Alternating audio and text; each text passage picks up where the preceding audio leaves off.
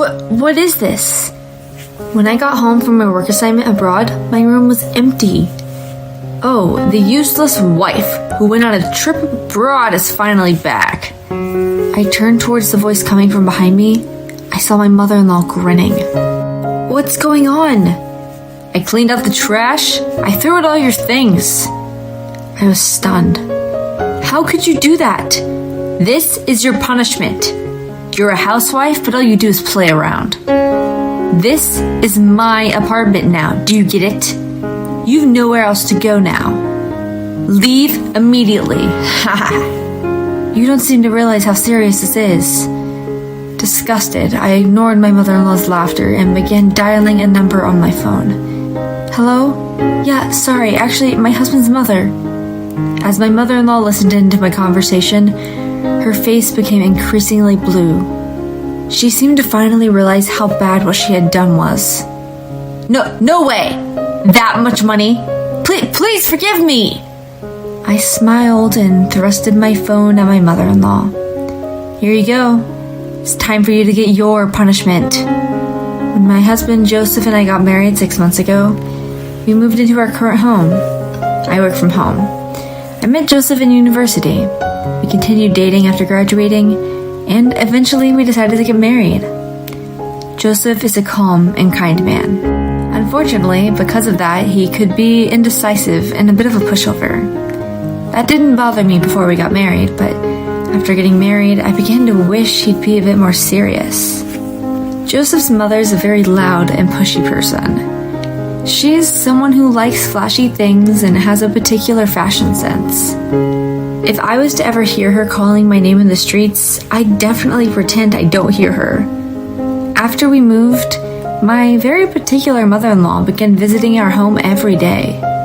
She came up with all sorts of reasons to come over and stay until it became dark out. At the beginning, I tried convincing her to leave by saying things like, I'm worried about Joseph's father, or if it gets late, it could be dangerous outside. But it never worked. I tried explaining to her that I work from home, but 1 month passed and she didn't get it. I work from home on my laptop. I have a lot of work to do, so I'd like to focus on it. Huh? You're just lying. All you do is play around on your computer. My mother-in-law would laugh and not listen to anything I said. To top it all off, she would invite her friends to come over with her to our apartment without permission. She once brought over 5 friends, which put her in a great mood. Look, this apartment is worth $750,000. It has an amazing view, doesn't it? She showed off our apartment to all of her friends, and she forced to prepare them all snacks and tea. A few hours later, they finally finished. My mother-in-law left me to clean, and it was only natural for me to do so. We went to send her friends off. After her friends left, she came back up to our apartment. That was so much fun! It's wonderful having a son. I'm so proud of him. She jumped on the couch. Because my mother-in-law was always coming over, I could never finish my work during the day. I had to work late into the night to catch up on it. I was super sleep deprived. That day, some especially important deadlines were approaching, so I had been worrying about them since this morning. The fact that my mother-in-law forced me to host her friends on that day made me sort of boil over with anger. As I cleaned the house, I cursed my mother-in-law internally. Doing this every day? Give me a break. What's so fun? This isn't even your house. You didn't even offer to pay for everything you and your friends just ate now. You leech. Let me do my work. My mother-in-law came into the kitchen to make sure I was cleaning. Okay, I'm leaving. I plan on inviting another group of friends over next week, so see you then, she said. At that moment, I heard something pop, and I began to let everything I had been holding inside my heart out. Hey, do you realize how rude you are? This isn't your home, yet you come here every day. You brought your friends over to show off. Don't you think that's too much? I'm not your maid. How many times do I have to tell you I'm working? Let me use this opportunity to make it clear. You're bothering me. I couldn't stop it. The color of my mother-in-law's face began to change. When I finished, she began to scream back at me. Bothering you? You're my son's wife. What's wrong with me coming over to my son's house? You're just a housewife who spends all day messing around. You don't even do any housework. You can't just talk back to your husband's parents. You're the one who's gone too far. You're a freeloader. I'll remember this. She left her apartment, red-faced and in a huff. That night, I told Joseph about what had happened. I desperately asked him for help. I wonder what will happen. She's old and super stubborn, right? I don't want to be a bad son, so I think we should just listen to her. He was totally on his mother's side. This was the first time Joseph spoke so firmly about something, which surprised me. Usually, he was the type of person to vaguely answer or run away if I tried to ask him for advice. This was the first time a conversation of ours has ended like this. I thought he would understand me at least a little bit, so I was very disappointed. From that day, I stopped trusting in Joseph. In the middle of that weird atmosphere, I suddenly got called on for a 2-week-long business trip abroad. When I told Joseph, saying it's just work is an excuse, right? You're actually just going for fun, aren't you? He was suspicious of me. Joseph had never gone on a business trip before, so I assumed that's why he didn't understand. Honestly, I was pretty excited for this opportunity to work abroad, but I couldn't help but think about my mother-in-law. I felt uneasy about what she would do during the 2 weeks I was going to be away. My business trip finished without any problems, and I returned home to the States. I was still feeling uneasy, but I felt happy to be home and thought about how Joseph must have been lonely while I was away. I told Joseph I'd be coming back today, so he should be home. I rang from the first floor of the apartment building. There was no reply. I rang again, but the apartment entrance still didn't open. That's weird. With no other choice, I dragged my heavy luggage up to our apartment building by myself.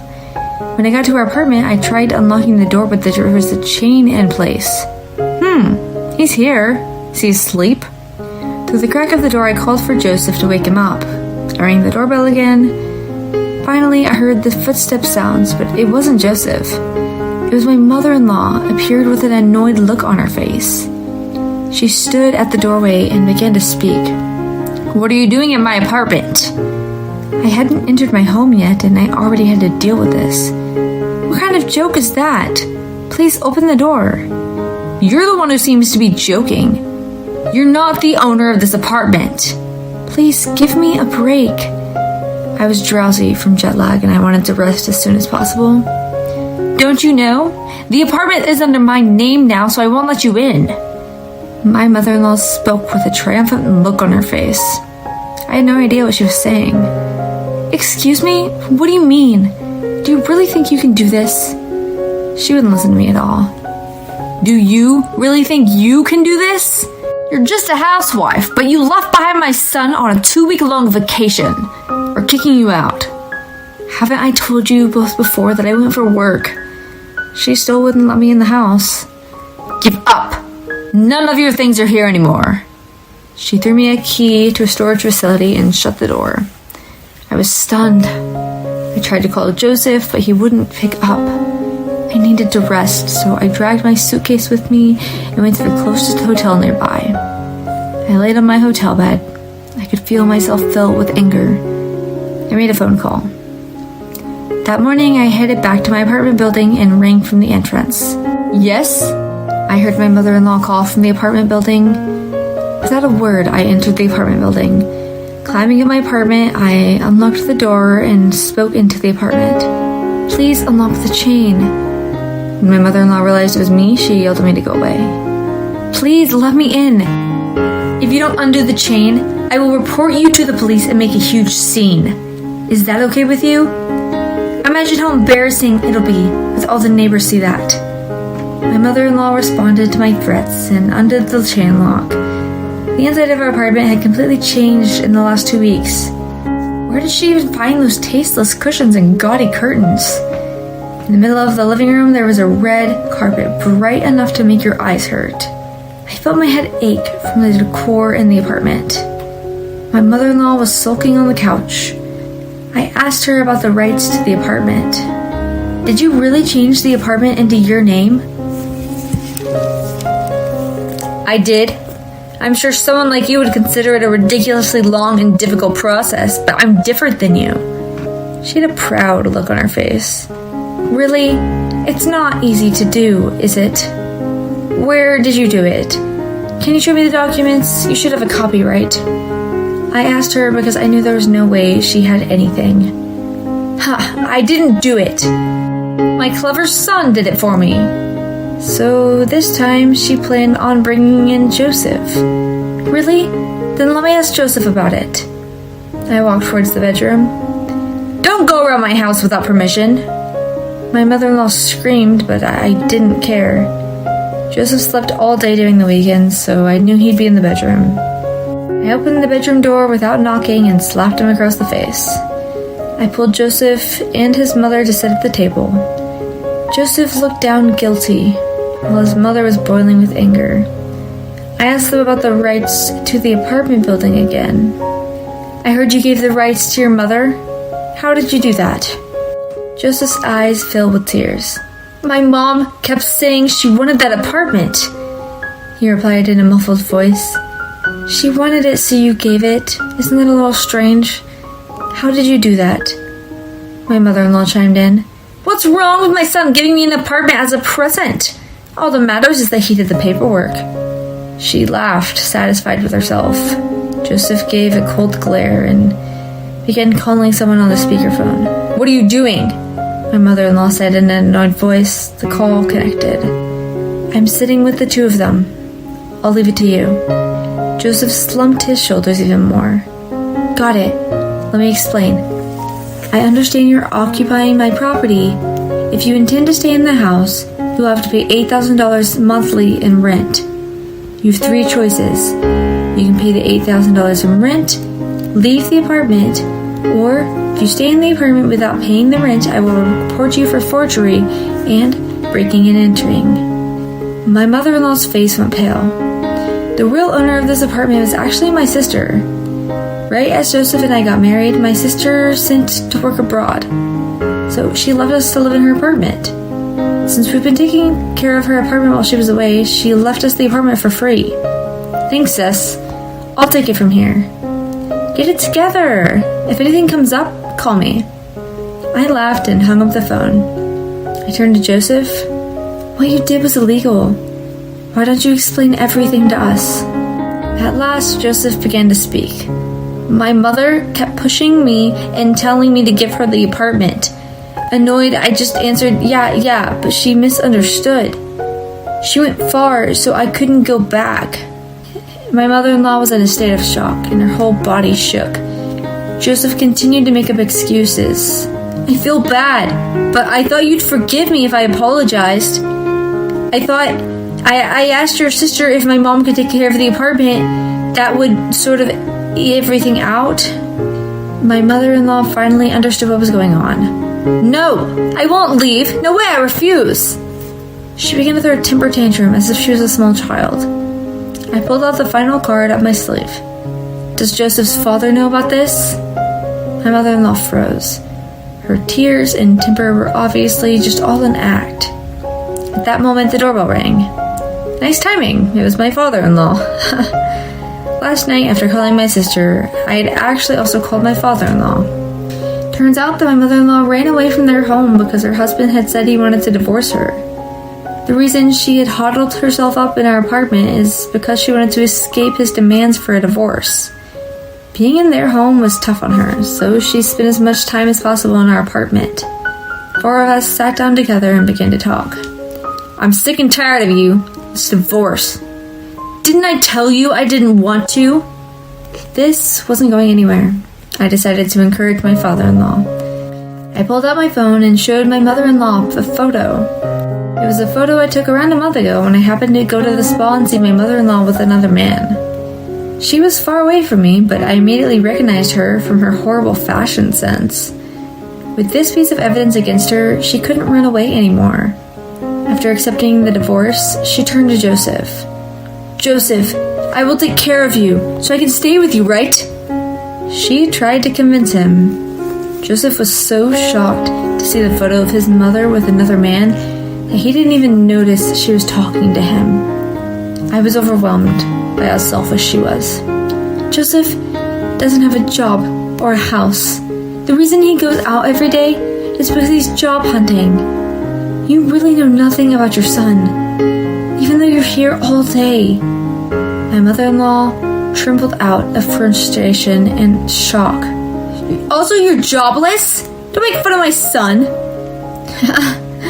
Then let me surprise you with something else. I can't tell you the full details about my job, but I'm a shadow writer. I make over $75,000 a year. You're assumed I'm spending all day and playing around, but I make a lot of money. Since I worked at a ghostwriter, my work was pretty confidential. You hid this from me! No way, you must be lying! My mother-in-law finally accepted the truth and realized she couldn't fight back anymore. After all of this, I had lost my trust in Joseph, so I told him I wanted a divorce. He and my mother-in-law moved out of the apartment, and they left Joseph begging to give him another chance, but I refused. Joseph had no choice but to agree to the divorce. So our marriage came to an end after only 6 months. We had no property to divide or anything. Joseph just had to leave. Around the same time, Joseph's parents also officialized their divorce.